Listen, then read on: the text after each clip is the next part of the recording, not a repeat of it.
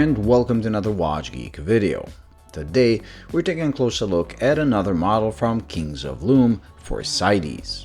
Their Hyperglow block lume is simply on another planet compared to anything else on the market, and I love it. But given the rest of the watch, I have a feeling even without that separating them from other micro brands, they would still stand out, as the execution and quality is incredibly good for the money. This, called PH-3, is based on the PH-2 design-wise, but comes in a smaller 36mm case and is powered by a Seiko VH31 mecha quartz movement, making it a perfect daily beater and grab-and-go watch.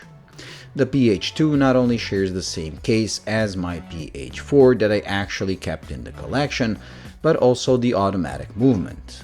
Only difference being that unlike the Seiko NH that my watch has, all current and future Phorcydes will come with a Chinese PT5000 movement, which is a step up, as you get a 28,800 bph instead of 21,600, and the movements are slimmer.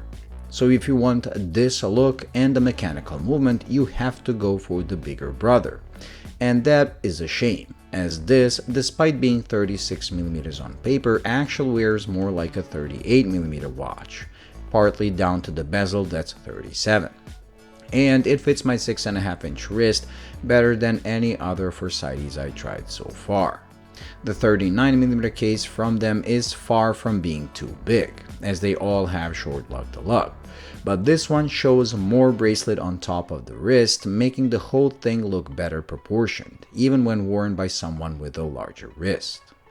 Because of this, I send my plea to Phorcydes to offer the automatic movement for all sizes, and also urge them to make other models in this smaller size as well. I cannot be 100% sure, but I think it is probably down to the combination of a pretty flat skin diver case, thick lugs, and Jubilee bracelet that make this look so good in 36. The case itself is pretty simple, brushed on all surfaces, which is perfect for a daily beater as it will show scratches much less than if it was polished. The bezel is spectacular as it is very flat, which accentuates the boxed sapphire crystal for that vintage vibe. The insert is ceramic and the teeth or notches on the bezel are some of the smallest I have ever seen, which is why I was surprised at how well they dig into your fingers when you actually have to use the bezel. It is one of the grippiest and easiest to use bezels I ever handled, which shows aggressively cut notches regardless of how small they are much better than soft ones. The bracelet, 18mm at the lugs, is one of the best I wore so far, just as I expected. Jubilee design, which by default gives both a perfect drape and some lateral play, is simply on another level comfort-wise compared to any other style of the bracelet on the market.